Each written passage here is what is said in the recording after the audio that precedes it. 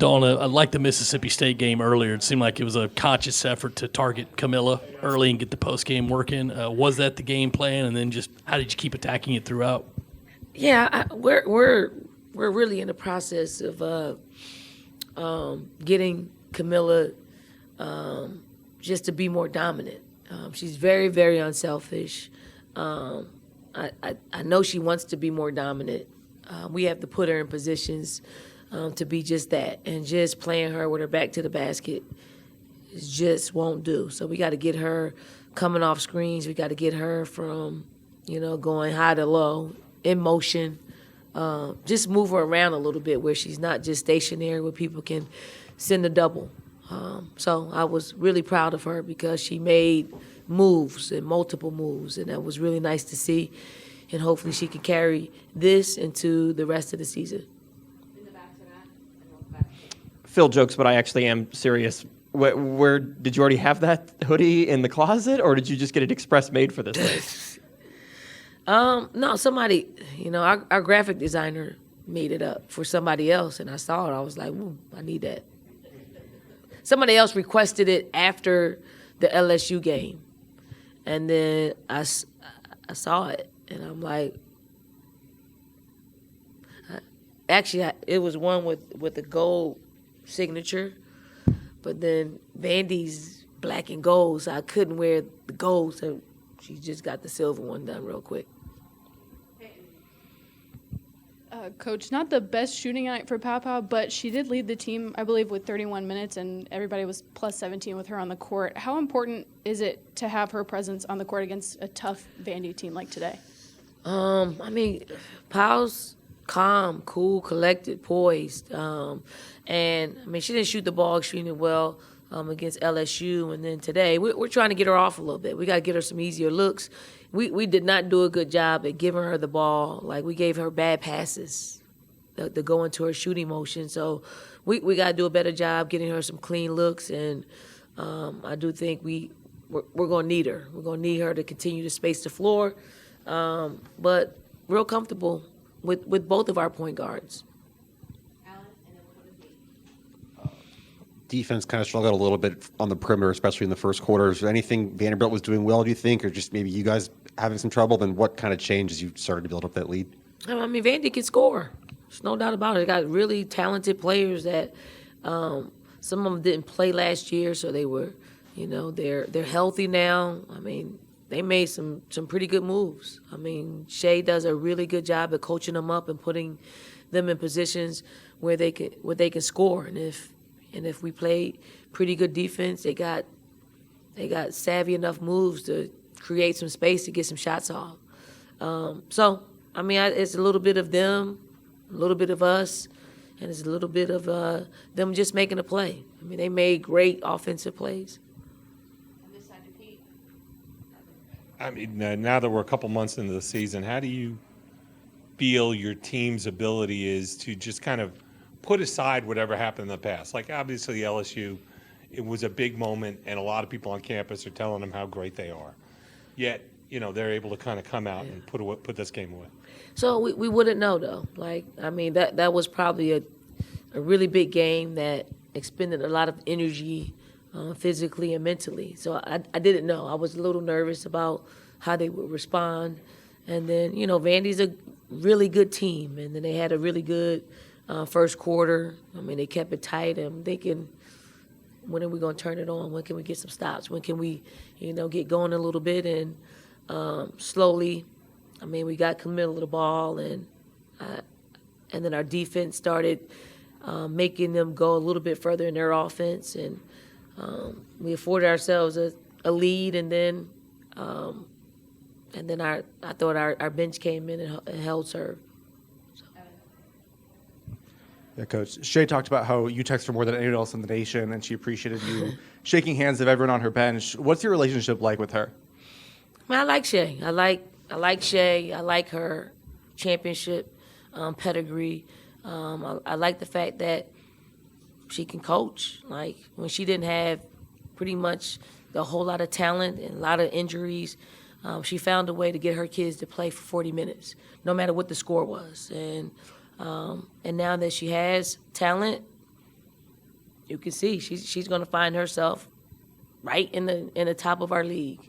And there's something to say about, the fight, the ability to get your kids to play for 40 minutes, knowing that, the game it could be a 10-point game, 20-point game, 30-point game. They play the same way, and I just like seeing that. I like scouting them. They move you around, they make you scheme to beat them, and she's a young head coach that came in our league, and she's been impressive. Don, you just talked about how you've been having a concerted effort to get Camilla going. She shared a moment with Aaliyah Boston after the game. What's her presence been like for Camilla around lately? I mean, Aaliyah is probably the most positive person that you ever come across. So, what she gives Camilla is what she gives Breezy, is what she gives Raven, is what she's given, like when she was here as a player, and she's just been really consistent with that. So, I know Camilla knows what Aaliyah's been through. So I'm sure that Aaliyah's just lending some of her, wisdom of how to navigate through being big out there and pretty much being picked on. So, no, it's good. I'm just glad it was you, not me. I'm always the one doing that. Obviously, I know there's young talent and new faces, but you guys are able to use these games as an opportunity to get better. You can see it in your coaching, your staff's coaching. There's still learning happening in these games. It's not just happening at practice. How have you seen the players able to learn and use these moments, and has it changed? Have they gotten more comfortable still learning even though you're in a game setting?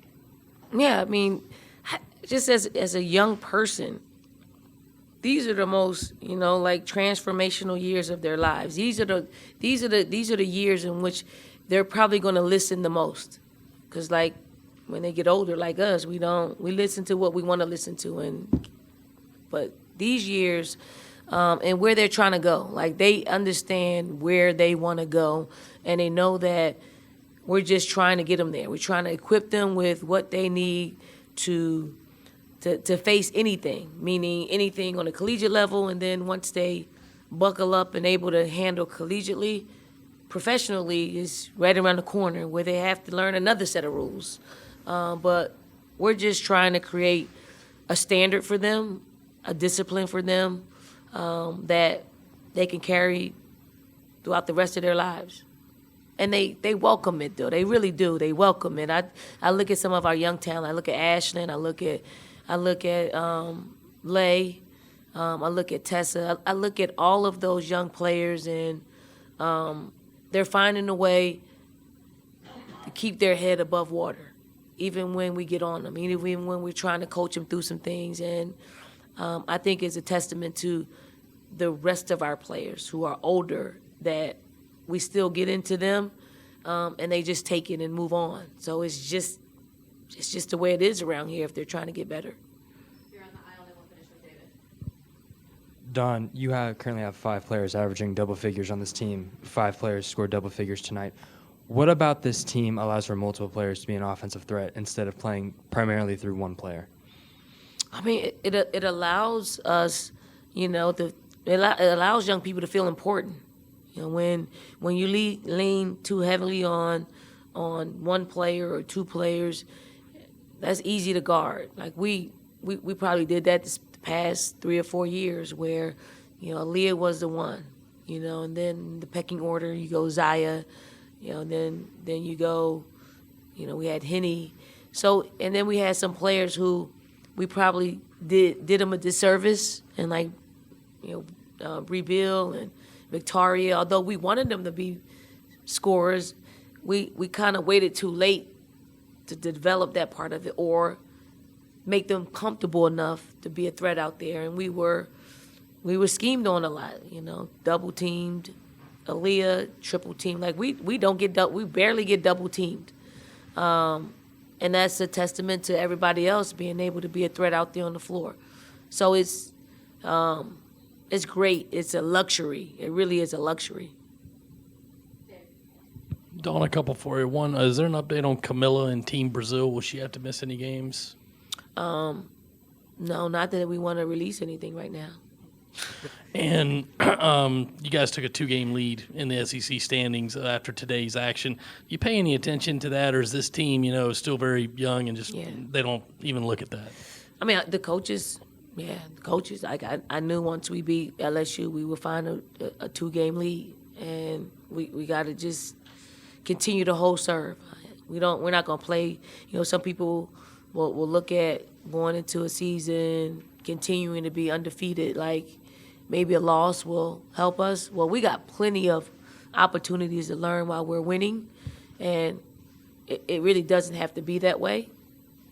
Certainly, we got our fair share of improvements.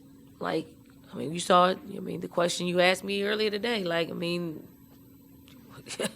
there are definitely some deficiencies in our defense, and we could get a little bit more fluid offensively, and we could probably push the ball a little bit more, get some buckets in transition, and we have to learn to understand that when we need it, because I don't think we do right now. Thank you, Coach. Thank you.